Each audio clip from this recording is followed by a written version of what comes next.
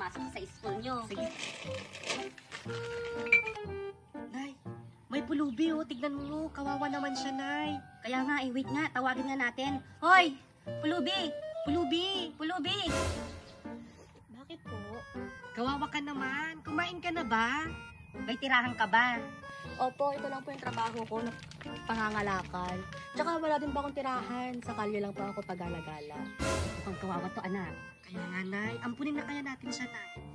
Kung gusto niya, tanungin natin. Sige, sige. Oy, Pulubi! Gusto mo bang ampunin ka namin? Gusto mo bang tumira sa amin? Oo nga, doon ka na lang sa amin para hindi ka na nangangalakal tapos may tirahan ka na din. Talaga po ba?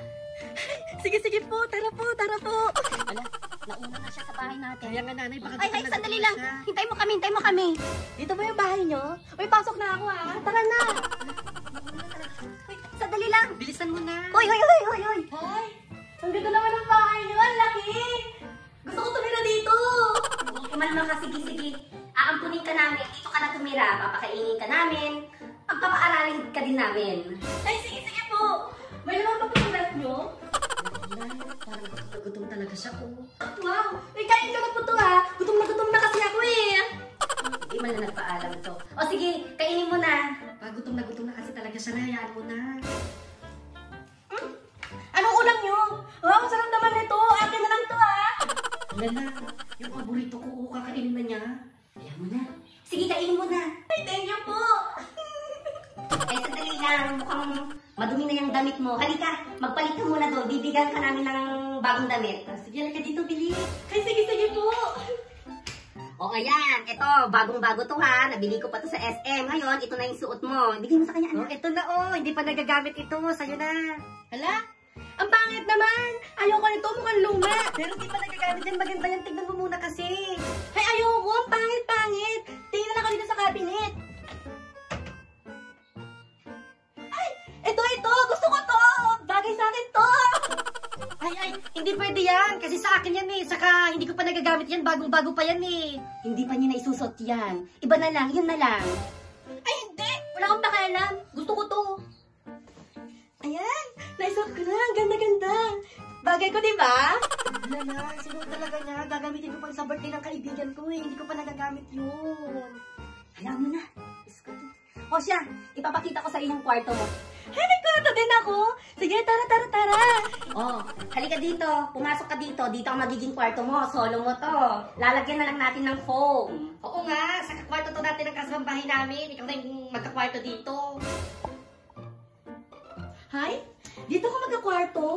Ang init-init, tsaka wala namang aircon dito. Ayoko dito. Dito na lang kasi yung may space eh. Kaya nga, dito ka na. Maganda naman dito kahit walang aircon. Saka mahangin naman. Buksan mo na lang yung bintana. Ayoko. Gusto ko dun sa kabila, dun sa may aircon. Gusto matulog. Tara na. Diyos ko. O ayan, dito ko gusto magkwarto ha. At saka dito na ako matutulog sa kama ha. Ay, lambot! Sarap matulog. Ay, hindi. Parang sobra naman na yan. Kasi dyan ako nakaiga eh. Kung gusto mo dito matulog, ayan o, dyan ka sa baba, maluwang naman dyan. Saka may ulang kating naman na. Ay, hindi! Dito ako! Ako yung masusunod ha? Nanay, kama ko yun eh. Dapat doon ako. Ayaw mo na.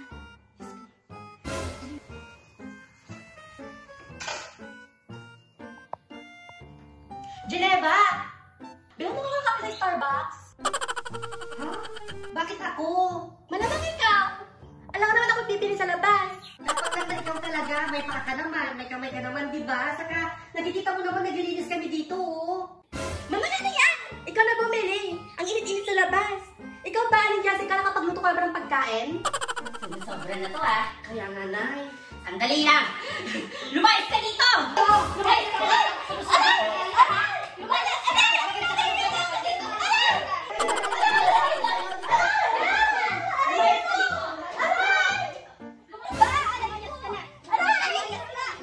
Lumayas ka na dito! Huwag ka na magpapakita dito ah. Hay! Kayas! Kami na nga yung nagmalasakit sa'yo, tapos ikaw pa yung ganyan? Sige, lumayas ka! Ay, sandali lang. Bakit? Akin na yung damit ko! Ay, kunin mo yung damit mo! Dito! Ay,